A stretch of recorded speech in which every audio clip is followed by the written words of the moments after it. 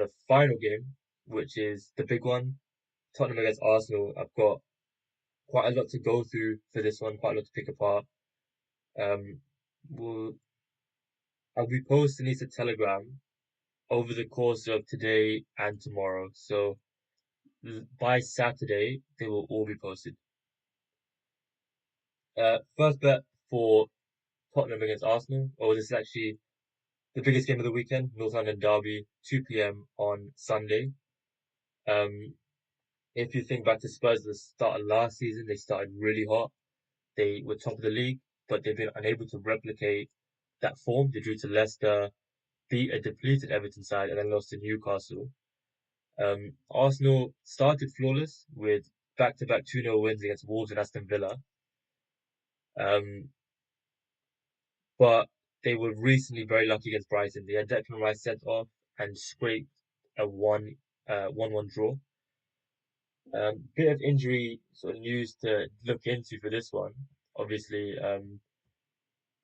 Rice and Odegaard being out is big news. However, I think for Spurs, they've actually been overlooked a bit because Solanke and Richarlison are set to miss this clash.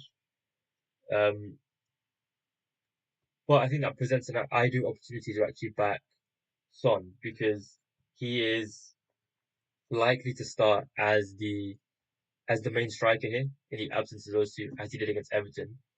So he registered one shot against Leicester, one shot in his most recent game. In between that, he scored a brace against Everton when he started as a central striker. So when he starts up front, he obviously has a lot more chances, a lot better chances, and he's currently priced at 1.66 to have a shot on target with Bet365.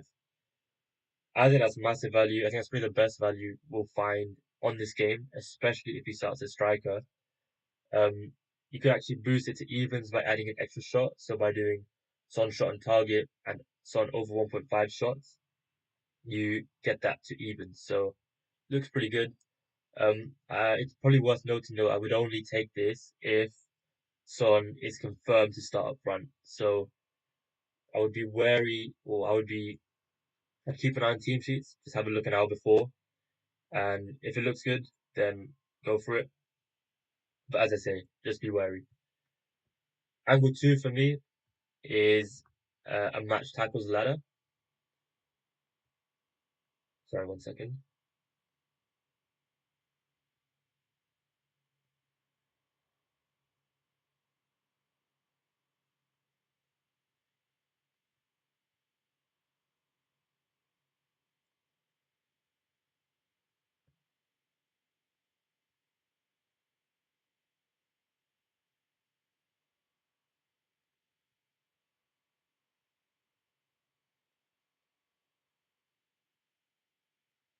Just getting an error message. 1 second. I'm not 100% sure if it's still going. I am gonna just assume it is though. Um, Angle two for me is a match tackles ladder.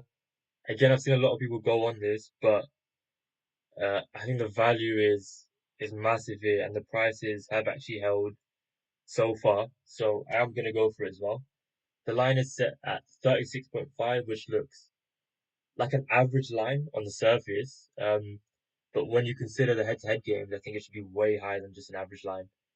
Um, Last season, there were 52 tackles at the Emirates, split 24 for Arsenal, 28 for Spurs, and then 48 tackles at the London Stadium with 24 tackles each. I think with Arsenal having so many injuries, I think Arteta will obviously recognize that duels are important here. Winning duels is incredibly important. So I think you'll go with sort of like a Timber or Havertz in midfield, just to sort of bolster the physicality. Um, Spurs so far have seen 45 match tackles against Leicester, 48 against Everton, 40 against Newcastle. So they've gone over the line in all three games. Similarly, Arsenal have seen 37 tackles against Wolves, 39 against Villa, 33 against Brighton. So just one miss. Data's fantastic, ladder potential. I think being a derby, the line just sort of has to be inflated and it hasn't been. So I really, really like the value here with match tackles. Another thing I also like is Romero passes. Um, Last season he had 74 passes at the Emirates and 67 or 66, sorry, at home.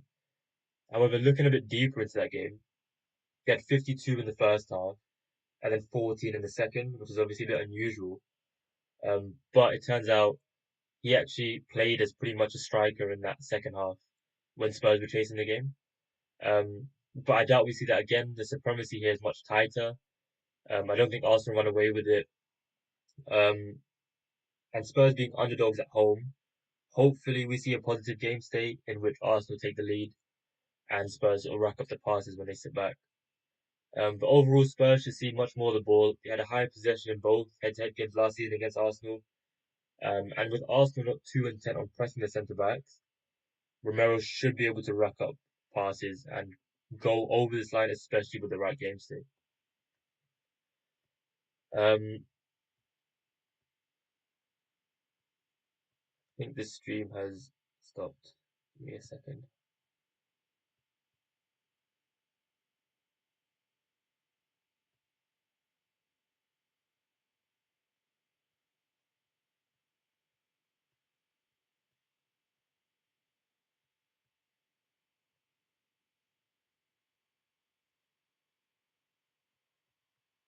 Okay, I'll just finish it off. There is just two more angles to go through. First is Pedro Porro to have a shot and a foul, which comes out at 1.86 with Bet365. A shot has landed in 15 out of 17 home games last season in all competitions, with Porro averaging 1.83 shots per 90. Last time he faced Arsenal, he had exactly three shots.